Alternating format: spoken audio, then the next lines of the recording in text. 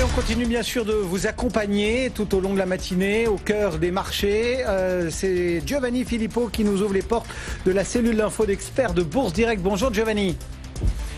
Vous avez ce marché parisien qui est plutôt en belle forme ce matin avec quasiment la totalité de l'indice en territoire positif.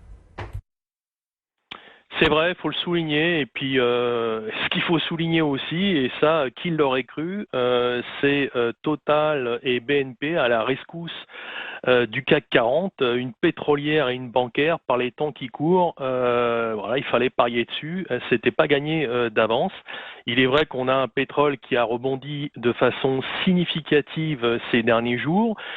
Certainement des petits malins pris au piège pensant que l'échéance futur juin serait dilapidée comme celle de mai qui sont en train de courir un petit peu après le papier. D'ailleurs, le WTI, au moment où je vous parle, a touché quasiment les 24 $, arrive à des niveaux de retracement dans une zone située entre 25 et 29 $. Alors, difficile de penser qu'on ira plus haut que les 29 $ dans l'état actuel des choses, surtout tant que l'économie n'aura pas repris pleinement son activité.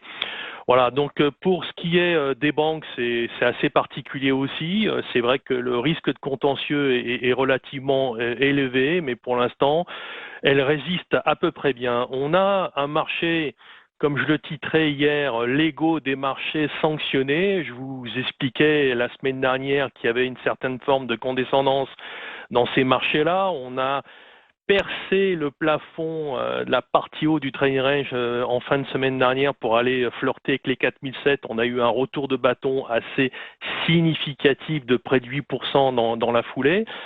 Ça résume bien en tout cas que le risque correctif reste élevé, qu'il peut apparaître rapidement. On l'a vu là sur fond de tensions de nouveau sino-américaines. C'est vrai qu'il y a des élections pour Trump cet automne. Il ne faudrait pas remettre trop d'huile sur le feu à l'heure actuelle vu la situation de l'économie qui est assez catastrophique. Voilà, moi personnellement, j'ai pas vraiment de certitude au niveau du marché. En ce moment, elles sont plutôt sanctionnées, les certitudes, qu'elles soient haussières ou baissières d'une journée sur l'autre. Quand je vois l'évolution de l'indice de volatilité, je reste relativement prudent. Alors, on ne peut pas conseiller de vendre, c'est interdit. Donc, on est plutôt dans une logique d'achat sur repli. Et je pense qu'à court terme, on peut avoir un repli un peu plus significatif. Donc sur cette semaine, on va plutôt arbitrer jusqu'à la fin de la semaine la zone 4495, 4350. 4350, c'est le niveau à ne pas casser sur la semaine.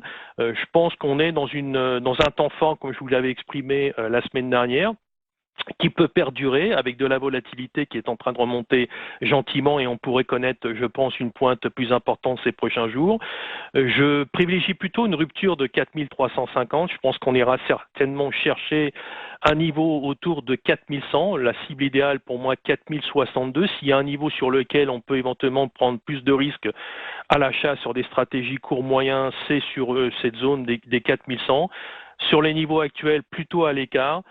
Plutôt dans une logique de prise de bénéfices.